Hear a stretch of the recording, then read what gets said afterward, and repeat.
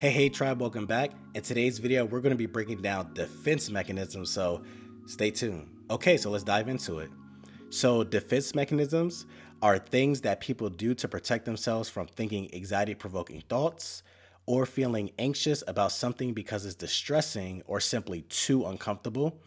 It could be something we are struggling to process in our mind and or anything causing stress or discomfort in our life. So defense mechanisms are automatic, involuntary, and usually unconscious, so meaning we're not fully aware. And a side note, defense mechanisms are not coping strategies. We can use defense mechanisms to cope with whatever's going on, how we're responding to whatever's going on in the world, but defense mechanisms are not coping strategies. And defense mechanisms are involuntary, so it kind of just happens without you being mindful of it. It can kind of feel impulsive, if you will. And coping strategies, voluntary. You are mindful of what you're doing. You do these behaviors on purpose. So think about when we are following through with a coping strategy that we learn, whether it's we're using radical acceptance, any mindfulness techniques, emotion regulation techniques, right? Grounding. We're purposely doing that. It's not kind of just happening. Now, if it becomes second nature, that's great, but there's more intention behind it. And I have a tip here for you guys. Think of characters from a show you like that you can match with each defense mechanism. If you get a question on the exam that wants you to identify what defense mechanism it is, ask yourself, what character behaves like this? So you can associate it with the correct defense mechanism. Or even if you have like a friend, family member, even something that we may do, right? It just kind of helps with the memory process. And as we go into the first one of denial, this one is pretty common. You deny slash don't acknowledge something because of how distressing and uncomfortable it is. Hence the saying, you're in denial. Example would be Squidward loves Krabby Patties. He was in denial because he wanted to keep up the facade, that they weren't good and not give SpongeBob the uncomfortable satisfaction of saying that he was right. So if anyone ever saw that episode and, you see SpongeBob with that smirk saying, you love Krabby Patties, don't you, Squidward? And it goes to your thighs. But that would be an example of being in denial. In another example, a person with a substance abuse problem may say, I don't have a problem, despite the problems their substance use has caused in their life and their ongoing use despite any attempts to stop using. The next one we have is acting out. Instead of talking about their feelings, they will act out, which is a behavior, their feelings, usually in an extreme way because of how intense that feeling is for them. The person acts out how they feel on the inside in response to whatever that situation is. So an example of what does that look like could be a child acting like a class clown. And here we got a Bart Simpson. A child will act out their feelings of neglect, which of not getting enough attention at home or from their peers by doing something that will get attention, such as being a class clown. So again, how they feel on the inside, they're acting out to garner that attention and their whatever those feelings are on the inside. Now we go to this one right here of reaction formation versus sublimation versus substitution. So reaction formation, this is when someone reformats their reaction. So which is change how they naturally and truly want to respond and does the opposite instead. So because they view their natural and true response as unacceptable, uncomfortable, anxiety provoking for whatever the reason may be. What does reaction formation look like? So the example I have here is a Helga from Hey Arnold. Instead of Helga acknowledging, accepting, and expressing her love for Arnold, she reformatted her reaction towards him by bullying / making fun of him, which is the opposite of how she truly felt because she didn't want to acknowledge and accept her love for him.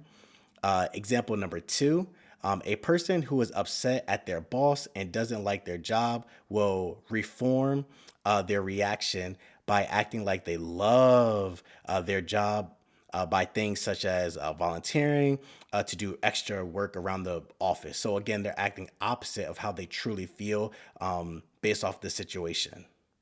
And we go into sublimation, someone who is subbing out one behavior for a more acceptable / productive behavior. So again, sublimation, you sub out. Example is someone who is very angry at someone subs out their desire to fight slash argue with them by going to the gym and exercising instead to let out their anger in a healthy, more acceptable manner. With substitution, someone substitutes or replaces an unattainable or unacceptable goal, emotion, or motive with one that is attainable or acceptable. So it's kind of like you manage your expectations, if you will. An example of this would be I can't get an A+ in the class due to the number of assignments left. So my new goal is to aim for a B+. Now we're going to displacement versus projection versus projective identification versus introjection. So with displacement, when someone displaces, so that's to move from its proper or intended place, their thoughts and feelings from a specific person or situation onto another person or object that has nothing to do with it. The person does this because expressing slash talking out their emotions toward the person slash people they feel some type of way towards would result in a potential consequence, whatever that consequence may be. So an example, a person who's upset with their boss displaces their anger when they get home by slamming a door, which would be an object. They're taking their anger out on the door, right? Or getting into an argument with a family member as a way to get it out. Because if they express those emotions to their boss, they could get fired. So again, you're displacing your true emotions on an object, like if you're again slamming a door or something like that, or another person. They don't really have anything to do with the situation, because if we were to designate it to the proper original person or what have you, that will result in consequences. Again, like if you're upset at your boss, take it out to your boss, you could get fired. With projection, when someone projects their uncomfortable thoughts, feelings, and desires onto someone else, it's kind of like someone accusing someone else of thinking and or feeling what they think and or feel, right? So think about like a projector. You're actually like projecting something outwards. Like a projector, it projects the image out there. That's what someone projecting does. When someone projects their uncomfortable thoughts and feelings and desires onto someone else, it's kind of like, again, accusing someone of thinking and or feeling what they think and or feel. The example would be someone who is being unfaithful in a relationship may project their uncomfortable emotions of guilt onto their partner by accusing them of being unfaithful. Because again, this is how they really feel about themselves, but they're just kind of projecting that image onto somebody else. With projective identification, when a person starts to identify, so that's the identification part, with the projection, right? And it's also a tip associated with borderline personality disorder.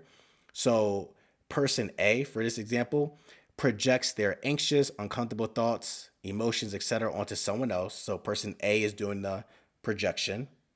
Person B, the one that's getting projected on, starts to identify with what was projected onto them by person A. So an example, person A does not feel good about his body since he's been skipping the gym. When he sees person B, he says, "You must be skipping the gym or not doing all of your exercises when you go because I don't see a lot of progress." That's the projection, right?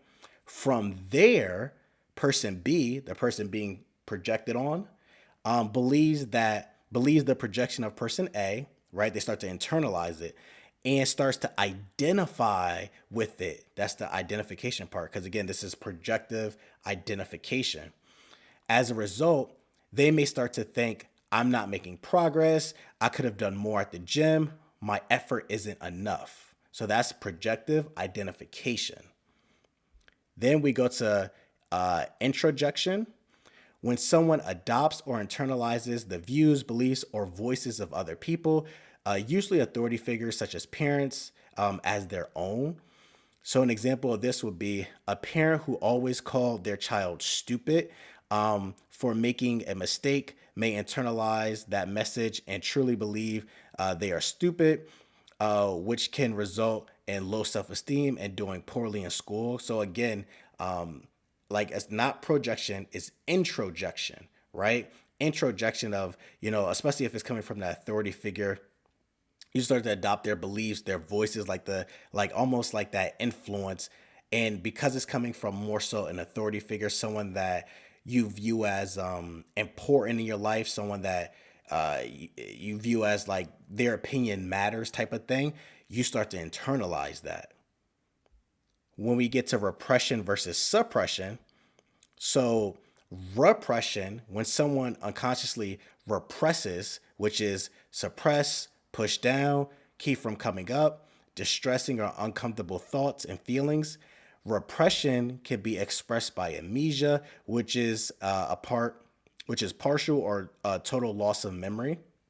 So again, you're unconsciously doing this. With suppression, it's conscious, right? The opposite of repression, you consciously suppress distressing, uncomfortable thoughts and feelings by ignoring, refusing to talk about certain things, changing the topic, etc. So with repression, an example, a client can't remember the trauma from their upbringing because their brain unconsciously repressed those distressing, uncomfortable memories as a form of protecting themselves. With suppression, example of this would be a client doesn't want to remember the trauma from their upbringing or talk about it. They take the out of sight, out of mind type of approach, right? They're being mindful of like, no, we're not going to talk about this. No, no, no, no, no. Repression, it's more so like it's just happening where it's like, oh, like they can't even recall that. They don't even know that was like a real thing, With compensation versus decompensation, that's why I would hear like, oh, someone's compensating for something. When someone sees one aspect of their life as a weakness or shortcoming and they compensate, which is make up for it in another area of their life. Example, a person who does not speak well will compensate for their shortcoming by being an exceptional writer, right? Decompensation is a breakdown in an individual's defense mechanisms, resulting in a progressive loss of normal functioning or worsening of psychiatric symptoms. So if you are familiar with the term decompensating, like breaking down. An example, someone with schizophrenia could begin to decompensate in normal functioning when their symptoms of hallucinations, delusions, etc., start to occur / increase in severity. So decompensate is to break down. Compensate is to make up for. And when we go to these two, rationalization versus intellectualization, rational, based on or in accordance with reason or logic. Rationalization is justifying something.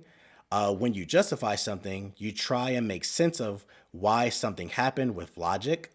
It can even be viewed as an excuse for why things played out the way they did. Example, not getting a job. I get it. Why would they hire me? It's not like I'm anything special. They probably have a bunch of better options to pick from for this position that's better than me since it's a popular position, right? You're rationalizing the uncomfortable situation of not getting a job. Example number 2, not getting a loan. It's fine that I didn't get the loan because the house was too big for one person anyway. That would have been a lot for one person to maintain, right? You're trying to rationalize it and say like, it's okay that this uncomfortable situation is playing out how it is. Intellectualization, someone using logic and reasoning to avoid uncomfortable emotions. Think of someone trying to learn / gain information about something or someone that focuses on what needs to get done to avoid acknowledging their uncomfortable emotions about the situation. Example, a person who has been diagnosed with cancer may focus on learning as much as they can about cancer rather than focusing on the fact that they have cancer and how it's impacting / going to impact them. It creates this separation from the distressing and uncomfortable situation and their emotions so they don't feel it, right? So it's just kind of like you're shifting your focus. Example number 2, a person whose spouse passed away may focus on completing all of the necessary funeral arrangements instead of grieving about the loss of their spouse. They intellectualize what needs to get done instead of acknowledging their feelings. And rationalization for this example, number 2, Rationalization for this example would more so be if someone said, this was bound to happen. Several people in my family have cancer, so them having cancer is no big surprise. The person is justifying the situation by using that logic, right? For identification with the aggressor, when someone manages their uncomfortable emotions by being slash acting like identifying with the aggressor, person being aggressive to you, to feel powerful themselves instead of feeling weak or helpless, aka the victim becomes the bully.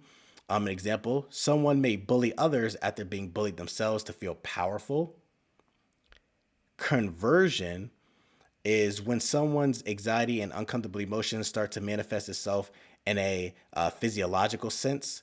Someone could experience physiological issues such as feeling paralyzed, tremors, numbness, seizures, loss of consciousness, blindness, and hearing problems. These physiological symptoms are not the result of another medical issue or anything like that.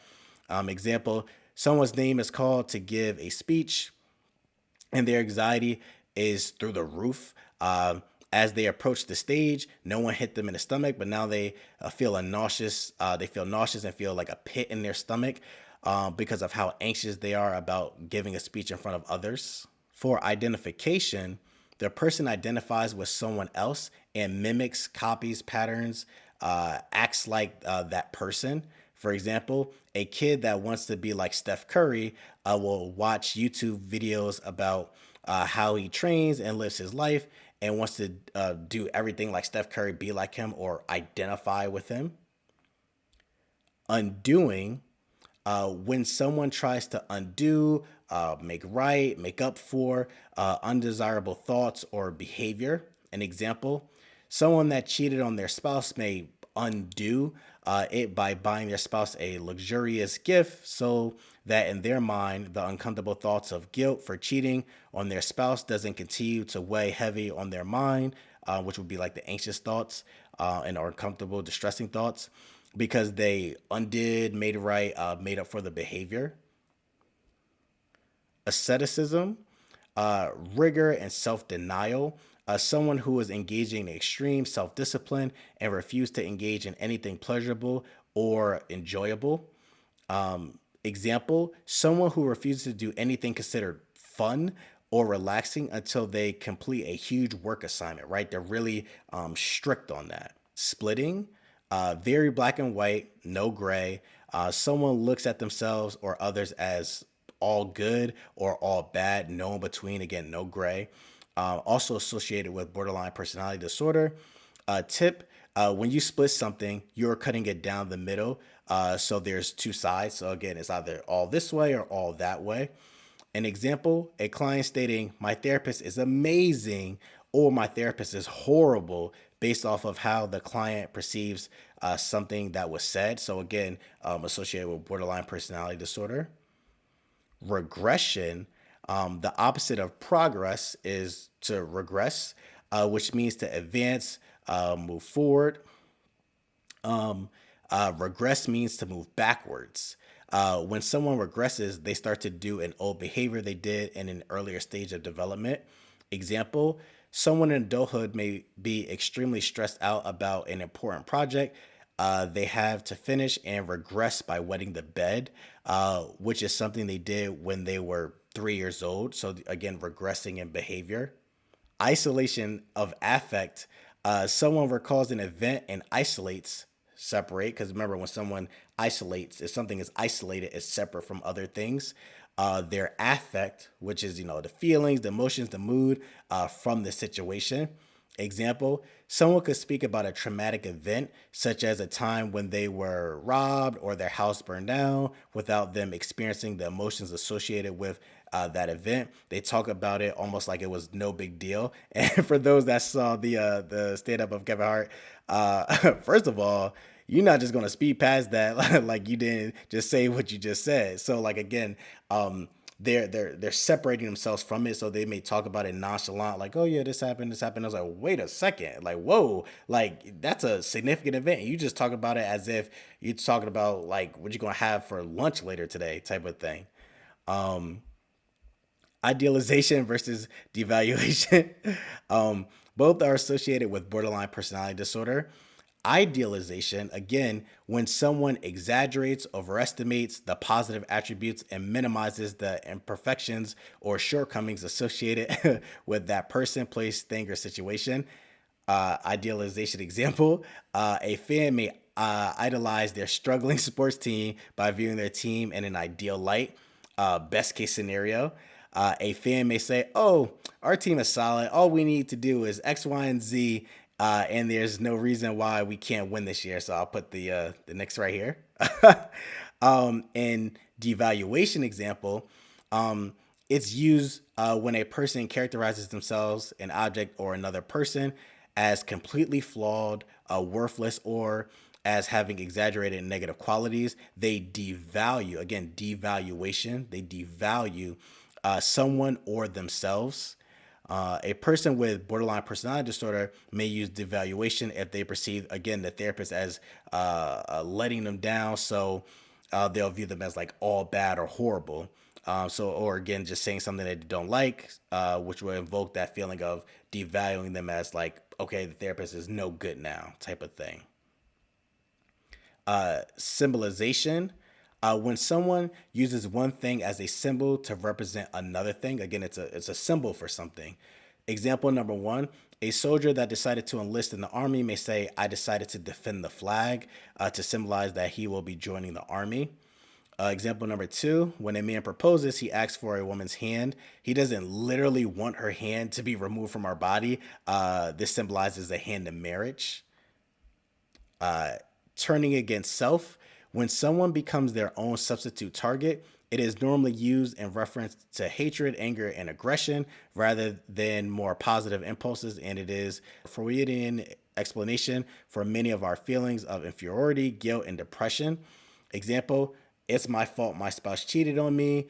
I should have done more, right? You kind of turn it on yourself, like it's my fault type of thing that this situation is going on. Incorporation, when someone starts to incorporate, so take on characteristics of another person or parts of another person for themselves, aka the person rubbed off on you. So you may start to talk like them, behave like them, do some of their mannerisms, etc. You start to incorporate, who they are into yourself. Inhibition, loss of motivation to do something, usually something pleasurable, because it will most likely result in other consequences, can be seen as a protective factor against ourselves.